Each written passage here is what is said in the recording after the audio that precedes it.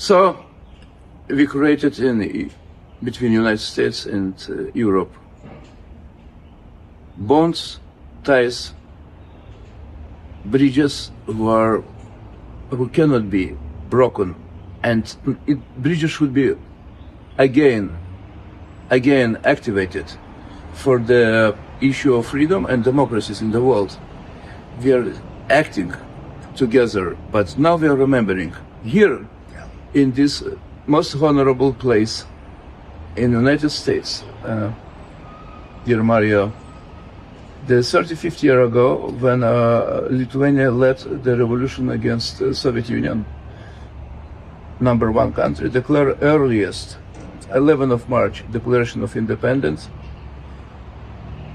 Congress people never ever recognized our captivity, and we every day tested our blood during Soviet occupation. We becoming like them, we becoming Soviet or not, and we not become.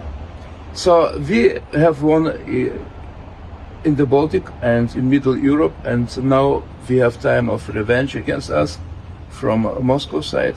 After 35 years, and United States boots on the ground are defending us together with our armies in Baltic states, in Poland, and we are facing now Russian aggression against Ukraine, about the same, about the 90s. And now we have new age through this jubileum.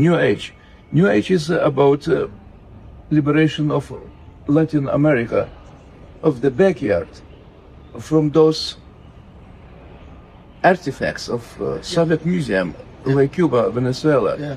It's all frozen artifacts from Joseph Stalin time. Yeah. So being here and having such friend like you, friend who always were on our side, your brother Lincoln, you personally, having the sad story of Cuba, having sad story of our European captivity by communist regimes, and having in your side the victory of us. Yeah. And now the victory should be switched to your neighborhood. So what you can say to our dear compatriots who were defending with their bodies Parliament 35 years ago? Well, like you, Emanuelis, were there defending the Parliament against the Soviet tanks in that moment, and it's 35 years. It's 35 years since the renewal. But what you mentioned is so important. The United States never recognized that occupation, violent occupation, as legitimate. It wasn't legitimate. We never recognized it. And you and our other friends in the neighborhood have never forgotten. Have never forgotten two things. First place, the misery, the violence, the depravity that communism creates. And which is what, you remember what my brother Lincoln used to say, that the neighbors of the suffering people who's suffering still in communism in Nicaragua and Cuba, and still in Venezuela, even though I'm very optimistic about how that's going, the friends, the neighbors are actually the Baltics, who suffered from the same thing and who were able to defeat that cancer. And the cancer has to be defeated everywhere, otherwise it comes back. And so 35 years, it's, I'm proud of the relationship. I'm in awe of Lithuania and the people of Lithuania who were able to really withstand and survive what is not survivable, but you did it. So this friendship and this brotherhood is something that I wear as a badge of honor. 35 years of restoration of diplomatic relations between United States and Baltic countries means for us that the job is not finished. If you need our advice in Latin America, who's still captive, and you're trying to create a military answer to all allies of Mr. Putin in all the world, Iran, Venezuela, all network of agents who were working against us in synchronized way. Yeah. And we are trying to tell that synchronization, that quickly understanding between Europe and United States should be quicker, like calls between Mr. Putin and North Korea, Iran, and China. So this world of democratic space still exists, and it should be defended based on Jeffersonian or French Revolution, Jeffersonian human rights ideas. Absolutely. So it's not related only to economy. It's, no. It's related to real freedom. So you kept your family memory in your heart through the occupation of Cuba time. We were like in Cuba 50 years after Sumner Welles declared in 1940, July 23rd, it was when he declared the United States never ever will recognize occupation of the Baltic countries. It was done. Now we feel our duty because of that, because of your massive support, we feel our duty to support the freedom-thinking people in the region. And we are offering you our expertise of our victory, and at the same time we are thinking that Mr. Putin will not enlarge his empire of captivity. So in this case, Ukraine are in our heart. So we need to have Ukrainian experience how they're fighting and bring here. So I would like to say thank you in this moment that your family, you both honorable brothers, Lincoln and you, dedicated your life to freedom cause, having our freedom in Europe like a example to be supportive.